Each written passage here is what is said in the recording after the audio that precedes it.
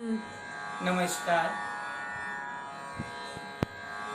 विद्यार्थियों, हमने पिछले 2 वीडियो अब तक बना चुके हैं और इन दोनों वीडियोस में हमने देखा, पहले वीडियो में देखा कि संगीत क्या है, दूसरे में देखा कि संगीत का मुख्य आधार नाद है। तो उस आधार पर हमने नाद की चर्चा की कि नाद क्या है, नाद के कितने भेद हैं और नाद की जो उत्पत्ति है यानी नाद को उत्पन्न करने के कौन कौन से 3 मुख्य साधन हैं, 3 मुख्य कौन कौन सी चीज़ों से नाद उत्पन्न होता है। और उसके बाद नाद की हमने 3 विशेषताएं देखी। तो आज के वीडियो में हम स्वरों की चर्चा करेंगे। हम देखेंगे कि स्वर क्या है। 7 सुरों का बहता दरिया, तेरे नाम, ये आपने सुना होगा। तो संगीत में मुख्य 7 स्वर, लेकिन सब चीजों की चर्चा करने से पहले क्या आपको पता है कि स्वर क्या है? स्वर प्लस र। स्व यानी स्वयं, अपने आप। र यानी रंजित, जो अपने आप में रंजित हो, जिसको गा के बजा के स्वयं को आनंद की प्राप्ति हो। सबसे पहले यदि खुद को आनंद की प्राप्ति होगी तभी हम दूसरों को आनंद प्रदान कर सकते हैं, आनंद दे सकते हैं। तो विद्यार्थियों, संगीत में हम कहते हैं कि संगीत का मुख्य आधार नाद है। नाद से क्या? श्रुति पैदा हुई, श्रुति से स्वर और स्वर से सप्तक। तो स्वर का सूक्ष्म रूप श्रुति है। सूक्ष्म यानी छोटा, बारीक। तो स्वर की चर्चा करने से पहले हम श्रुति के बारे में जानना चाहेंगे कि श्रुति क्या है। श्रुति आमतौर पे कहा जाता है श्रूयते इति श्रुति, जो आवाज कानों को सुनाई दे वो श्रुति है। लेकिन संगीत में हमें कानों को तो अनेक आवाजें सुनाई देती हैं। संगीत में जो आवाजें उत्पन्न होती हैं उनको छोड़ के और भी अनेक आवाजें हैं आसपास की जो कानों को सुनाई देती हैं। तो क्या वे श्रुति है? नहीं। तो हम श्रुति की परिभाषा क्या करेंगे कि श्रुति वह है, वह सूक्ष्म ध्वनि जो कानों को स्पष्ट सुनाई दे और जिसे अलग अलग तथा स्पष्ट पहचाना जा सके, उसे श्रुति कहते हैं। अब श्रुतियां सप्तक में कितनी हैं, सवाल ये उत्पन्न होता है। श्रुतियां अनेक हैं, इसके बारे में कई मतभेद हैं। कुछ लोग 62 श्रुतियां मानते, 22 श्रुतियां मानते हैं, कुछ लोग 66 श्रुतियां मानते हैं, कुछ लोग अनगिनत श्रुतियां मानते हैं। तो हमने ये सारा आगे MA लेवल का विषय है, लेकिन हम अभी BA 1 के विद्यार्थियों या यूं कहें कि प्रारंभिक विद्यार्थियों के लिए, ये स्कूल के प्रारंभिक छात्रों के लिए भी है विषय। तो हम उस लिहाज से ये चर्चा कर रहे हैं। तो विद्वानों ने एक मत से श्रुतियां एक सप्तक में 22 मान ली हैं। तो ये 22 श्रुतियां क्या हैं? इनके नाम हैं। पहली तीव्रा, दूसरी कुमुदवती, तीसरी मंदा, चौथी छंदोवती, नंबर 5 दयावती, नंबर 6 रंजनी, नंबर 7 रक्तिका, नंबर 8 रौद्री, नंबर 9 क्रोधी, नंबर 10 प्रसारिणी, नंबर 11 वज्रिका, 12 प्रीति, 13 मार्जिनी, नंबर 14 क्षिति, नंबर 15 रक्ता, 16 संदीपनी, नंबर 17 अलापिनी, नंबर 18 मदंती, 19वीं रोहिणी, 20वीं रम्या, 21वीं उग्रा और 22वीं क्षोभिनी। ये 22 श्रुतियां हैं। तो इन 22 श्रुतियों को विद्वानों ने सप्तक के 7 स्वरों में कैसे विभाजित किया है कि चतुष चतुष चतुश्चैव षड्ज मध्यम पंचमा द्वि द्वि निषाद गांधारो त्रिस्त्री ऋषभ दैवतो। षड्ज मध्यम पंचम की 4-4 श्रुतियां हैं और रेधा की 3-3 श्रुतियां हैं, गंधार और निषाद की 2-2 श्रुतियां हैं। तो इस मत से विद्वानों ने सप्तक की 22 श्रुतियों को 7 स्वरों में विभाजित किया है। अब हमने मुख्य 22 श्रुतियां मानी। श्रुतियां तो अनेक हैं। अब जैसे ये सा है हमारा, अब सा ये भी है, ये भी है,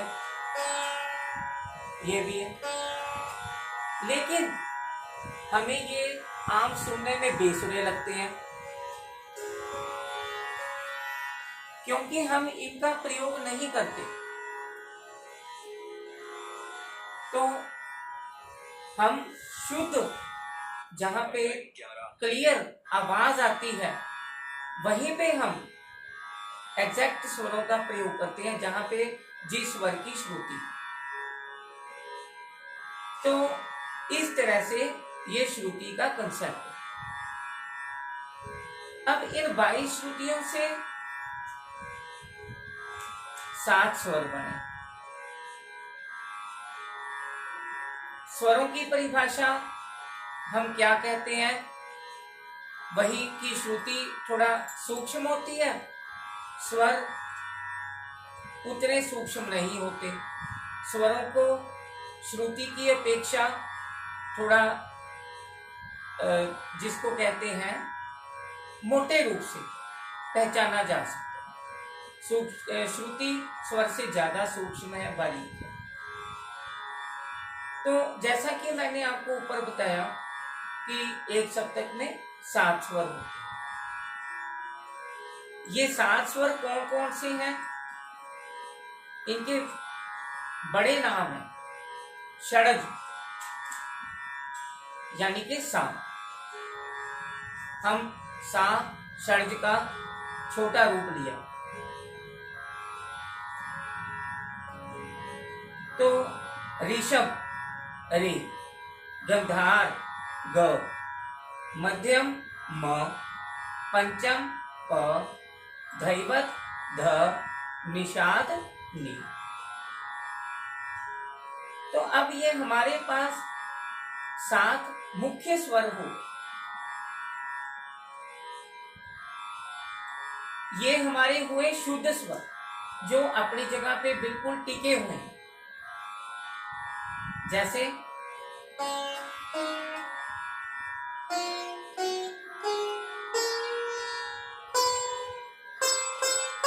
ये नी शुद्ध नी सा, लेकिन अब देख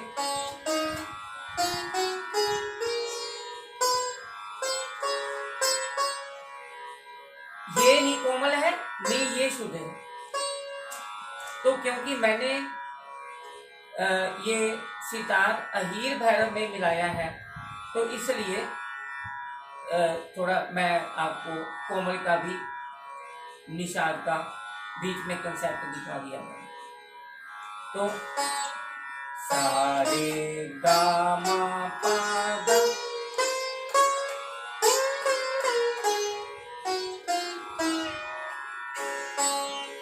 ये शुद्ध स्वर।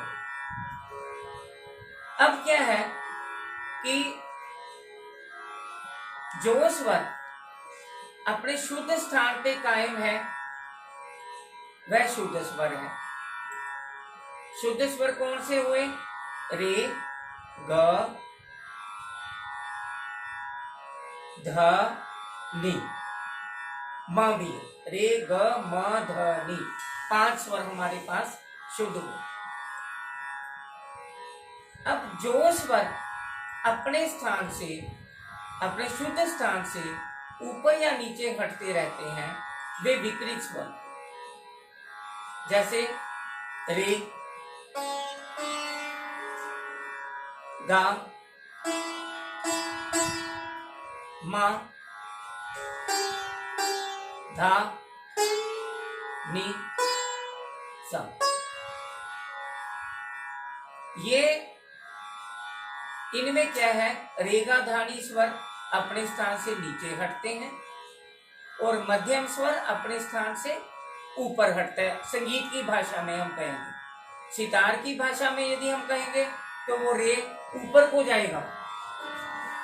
ये यहाँ पे शुद्ध है इसका, लेकिन ये मैंने ऊपर कोमल किया हुआ,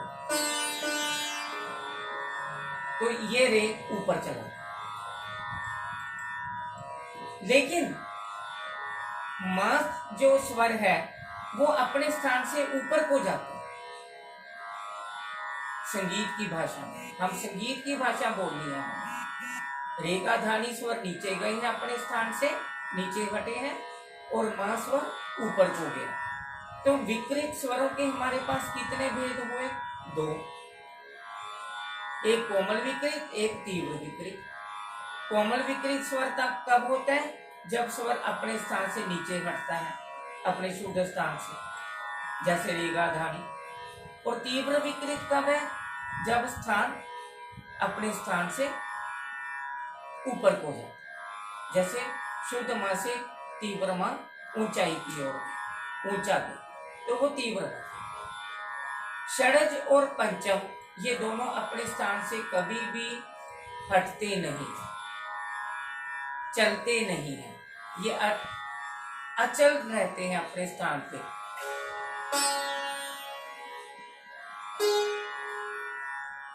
तो इसलिए इन्हें अचल स्वर कहते हैं।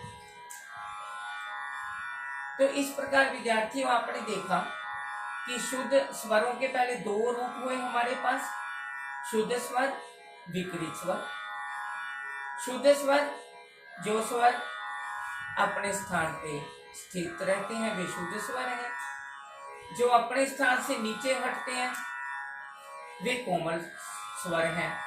विकृत स्वरों में शुद्ध स्वर कौन से होंगे? सारे गामा पा धा नी, ये 7 स्वर शुद्ध है, क्योंकि षडज और पंचम तो अचल स्वर है ही यहाँ। और विकृत स्वरों में रेगा धानी कोमल है, मां तीव्र है। तो जब हम इन 12 स्वरों को लिखेंगे तो हम कैसे लिखेंगे? पहला क्या लिखेंगे? सा, षडज सा।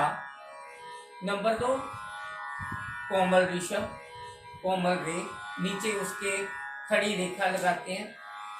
ये मैं आगे बताऊंगा आपको, डायग्राम वीडियो के सामने लाके नेक्स्ट कभी कोई टॉपिक में, किसी टॉपिक में फिर बताऊंगा मैं आपको। जब मैं सप्तक की बात करूंगा तो वहां पे इसकी बात भी करना है। तो तीसरा शुद्ध ऋषभ, शुद्ध रे। नंबर 4 कोमल गंधार, कोमल ग। कोमल के नीचे खड़ी रेखा लगती है, तीव्र के ऊपर लगती है। और आगे शुद्ध गंधार, शुद्ध ग। छठा शुद्ध मध्यम, शुद्ध म। 7वां तीव्र मध्यम, तीव्र माँ, उस माँ के ऊपर हम लगाएंगे खड़ी रेखा। अगला पंचम, पा वो सीधा ही है, अचल है वो। कोमल दैवत, कोमल ध, नीचे लाइन उसके। शुद्ध दैवत, शुद्ध ध। कोमल निषाद, कोमल नी, नीचे लाइन। शुद्ध निषाद, शुद्ध नी। तो इस प्रकार ये हमारे सामने 12 स्वर हो गए। तो अब थोड़ा सा, जैसा मैंने आपको कहा था कि हमने स्वर की परिभाषा की थी, देखिए मैं इसमें थोड़ा आनंद की प्राप्ति करने की कोशिश करता हूं।